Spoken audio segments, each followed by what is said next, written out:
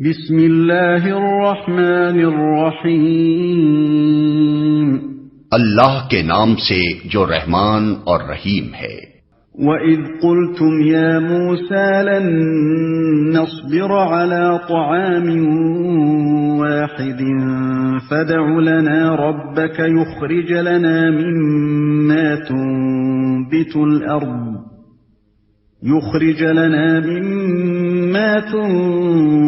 الْأَرْضُ مِن بَقْلِهَا وَقِثَّائِهَا وَفُومِهَا وَعَدَسِهَا وَبَصَلِهَا قَالَ أَتَسْتَبْدِلُونَ الَّذِي هُوَ أَدْنَىٰ بِالَّذِي هُوَ خَيْرٌ اهْبِطُوا مِصْرًا فَإِنَّ لَكُم مَّا سَأَلْتُمْ وَضُرِبَتْ عَلَيْهِمُ الذِّلَّةُ وَالْمَسْكَنَةُ وَبَاءُوا بِغَضَبٍ مِّنَ اللَّهِ ذَلِكَ بِأَنَّهُمْ كَانُوا يَكْفُرُونَ بِآيَاتِ اللَّهِ وَيَقْتُلُونَ النَّبِيِّينَ بِغَيْرِ الْحَقِّ ذَلِكَ بِمَا عَصَوا وَكَانُوا يَعْتَدُونَ۔ یاد کرو جب تم نے کہا تھا کہ اے موسیٰ، ہم ایک ہی طرح کے کھانے پر صبر نہیں کر سکتے، اپنے رب سے دعا کرو کہ ہمارے لیے زمین کی پیداوار، ساگ، ترکاری، کھیرا، ککڑی، گیہوں، لہسن، پیاز، دال وغیرہ پیدا کرے۔ تو موسیٰ نے کہا، کیا ایک بہتر چیز کی بجائے تم ادنا درجے کی چیزیں لینا چاہتے ہو؟ اچھا، کسی شہری آبادی میں جا رہو، جو کچھ تم مانگتے ہو وہاں مل جائے گا۔ آخر کار نوبت یہاں تک پہنچی کہ ذلت و خواری اور پستی اور بدحالی ان پر مسلط ہو گئی اور وہ اللہ کے غضب میں گر گئے۔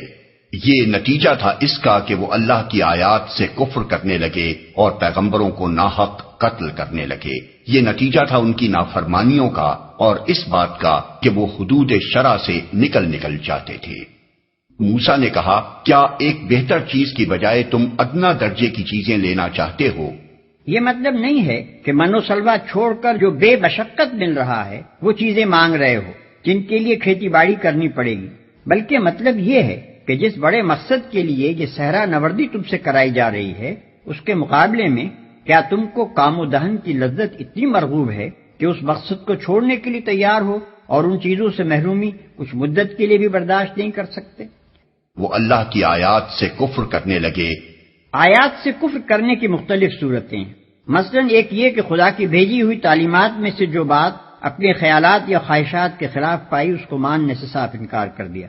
دوسرے یہ کہ ایک بات کو یہ جانتے ہوئے کہ خدا نے فرمائی ہے پوری ڈٹائی اور سرکشی کے ساتھ اس کی خلاف ورزی کی اور حکم الہی کی کچھ پرواہ نہ کی۔ تیسرے یہ کہ ارشاد الہی کے مطلب و مفہوم کو اچھی طرح جاننے اور سمجھنے کے باوجود اپنی خواہش کے مطابق اسے بدل ڈالا۔ پیغمبروں کو ناحق قتل کرنے لگے۔ بنی اسرائیل نے اپنے اس جرم کو اپنی تاریخ میں خود تفصیل کے ساتھ بیان کیا ہے۔ مثال کے طور پر ہم بائبل سے چند واقعات یہاں نقل کرتے ہیں۔ 1، حضرت سلیمان علیہ السلام کے بعد جب بنی اسرائیل کی سلطنت تقسیم ہو کر 2 ریاستوں یروشلم کی دولت یہودیہ اور سامریہ کی دولت اسرائیل میں بٹ گئی تو ان میں باہم لڑائیوں کا سلسلہ شروع ہوا اور نوبت یہاں تک آئی کہ یہودیہ کی ریاست نے اپنے ہی بھائیوں کے خلاف دمشق کی آرامی سلطنت سے مدد مانگی۔ اس پر خدا کے حکم سے حنانی نبی نے یہودیہ کے فرمانروا آسا کو سخت تنبیہ کی، مگر آسا نے اس تنبیہ کو قبول کرنے کے بجائے خدا کے پیغمبر کو جیل بھیج دیا۔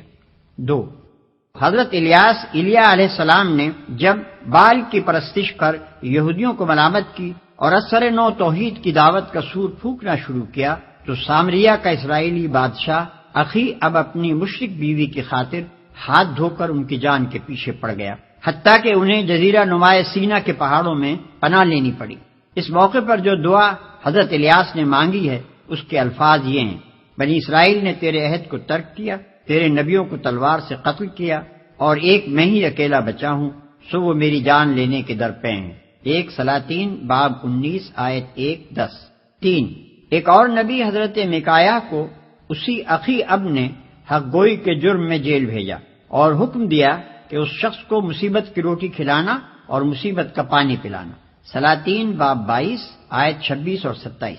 4، پھر جب یہودیہ کی ریاست میں علانیہ بت پرستی اور بدکاری ہونے لگی اور زکریا نبی نے اس کے خلاف آواز بلند کی تو شاہ یہودا یواس کے حکم سے انہیں عین ہیکل سلیمانی میں مقدس اور قربان گاہ کے درمیان سنسار کر دیا گیا۔ 2 تواریخ باب 24 آیت 21۔ 5 اس کے بعد جب سامریہ کی اسرائیلی ریاست آشوریوں کے ہاتھوں ختم ہو چکی اور یروشلم کی یہودی ریاست کے سر پر تباہی کا طوفان تلا کھڑا تھا تو یرمیاہ نبی اپنی قوم کے زوال پر ماتم کرنے اٹھے اور کوچے کوچے انہوں نے پکارنا شروع کیا کہ سنبھل جاؤ ورنہ تمہارا انجام سامریہ سے بھی بدتر ہوگا۔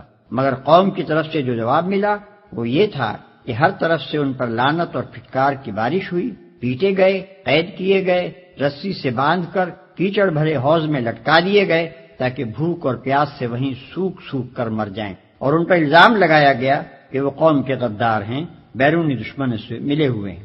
یرمیہ باب 15 آیت 10، باب 18 آیت 20 اور 23، باب 20 آیت 1 اور 18، باب 36 تا باب 40۔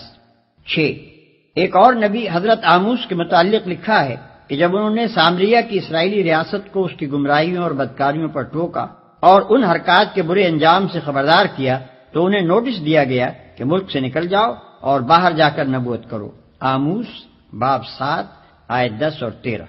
7 حضرت یحییٰ یوحنا علیہ السلام نے جب ان بد اخلاقیوں کے خلاف آواز اٹھائی جو یہودیہ کے فرما روا ہیرودیس کے دربار میں کھلم کھلا ہو رہی تھیں تو پہلے وہ قید کیے گئے، پھر بادشاہ نے اپنی معشوقہ کی فرمائش پر قوم کے اس صالح ترین آدمی کا سر قلم کر کے ایک تھال میں رکھ کر اس کی نظر کر دیا۔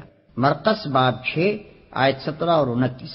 8 آخر میں حضرت عیسیٰ علیہ السلام پر بنی اسرائیل کے علماء اور سرداران قوم کا غصہ بھڑکا، کیونکہ وہ انہیں ان کے گناہوں اور ان کی ریاکاریوں پر ٹوکتے تھے اور ایمان و راستے کی تلقین کرتے تھے۔ اس قصور پر ان کے خلاف جھوٹا مقدمہ تیار کیا گیا، رومی عدالت سے ان کے قتل کا فیصلہ حاصل کیا گیا، اور جب رومی حاکم پیلاطس نے یہود سے کہا کہ آج عید کے روز میں تمہاری خاطر یسوع اور برابا ڈاکو دونوں میں سے کس کو رہا کروں، تو ان کے پورے مجمع نے بالاتفاق پکار کر کہا کہ برابا کو چھوڑ دے اور یسوع کو پھانسی پر لٹکا۔ متی باب 27 آیت 20 تا 26۔ یہ ہے اس قوم کی داستان جرائم کا ایک نہایت شرمناک باب جس کی طرف قرآن کی اس آیت میں مختصراً اشارہ کیا گیا ہے۔ اب یہ ظاہر ہے کہ جس قوم نے اپنے فساق و فجار کو سرداری و سربراہ کاری کے لیے اور اپنے صلحاء و ابرار کو جیل اور دار کے لیے پسند کیا ہو، اللہ تعالیٰ اس کو اپنی لعنت کے لیے پسند نہ کرتا تو آخر اور کیا کرتا۔